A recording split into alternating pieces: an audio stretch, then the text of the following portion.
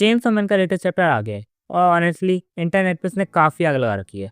कुछ लोग इसे गुड एंड बोल रहे हैं और कुछ लोग कह रहे हैं कि एंडिंग कम्प्लीटली लॉजिकल है। लेकिन क्या चेनसॉ मैन की एंडिंग एक्चुअली खराब है या फिर लोग समझ ही नहीं पा रहे कि फुजिमोतो आखिर करना क्या चाहते थे? तो चलो शुरू करते हैं इस वीडियो को। और हाँ, अगर तुम मांगा कॉट अप नहीं हो तो यहाँ से स्पॉइलर स्टार्ट होने वाले हैं, तो देख कर आगे बढ़ना। तो एंडिंग में बेसिकली स्टोरी एक ऐसे पॉइंट पर पहुंचती है जहाँ सब कुछ रीसेट हो जाता है। चेन्स और डेल कंसेप्ट ही डिसअपीयर हो गया है और अगर एग्जिस्ट नहीं करता तो ऑफकोर्स दुनिया में भी चेंज आया होगा और यहीं पे हम वो चेंज देखते भी है। स्टार्टिंग में जहाँ डेंजी को पोचीता ने बचाया था, अब उस जगह पर पावर से बचाती है और जहाँ माकिमा को होना चाहिए था वहाँ एक्चुअली नायुता है। ये एक्चुअली थोड़ा कंफ्यूजिंग है जो मुझे बिल्कुल समझ नहीं आया और अगर तुम में से किसी को समझ में आया तो बताना जरूर। और बहुत से लोग कंफ्यूज है कि आकी क्यों नहीं है। ऑफकोर्स वो यहाँ पे होगा ही नहीं क्योंकि उसकी फैमिली अब सेफ है।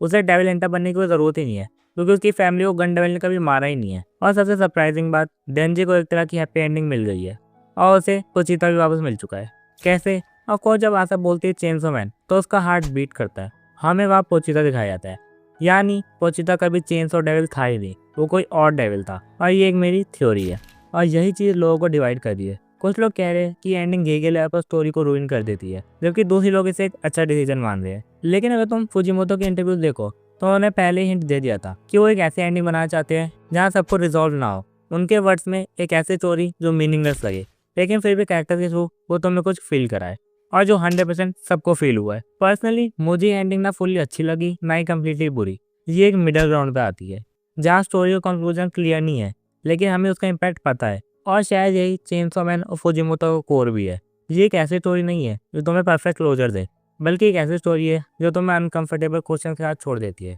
और तुम्हें वो खुद ही सॉल्व करने पड़ेंगे। और अगर तुम सिर्फ एंडिंग की बेस पर किसी स्टोरी को जज करते हो तो तुम बहुत सी अमेजिंग स्टोरी मिस कर सकते हो। एग्जाम्पल के लिए गेम ऑफ थ्रोन्स की एंडिंग सबको पता है कैसी थी, लेकिन क्या उससे पूरी सीरीज बेकार हो गई? Of course no. हमेशा एंडिंग पूरी स्टोरी बेकार नहीं करती, ये लोगों पर है क्योंकि सबकी चॉइस डिफरेंट होती है, सबका टेस्ट डिफरेंट होता है और तुम हर किसी को सेटिस्फाई नहीं कर सकते। चाहे कितनी ही अच्छी एंडिंग हो, कोई ना कोई ज़रूर कहेगा कि उसे एंडिंग पसंद नहीं आई। It's totally your choice. If you like it then it's okay, और अगर तुम्हें नहीं पसंद आई तब भी ओके।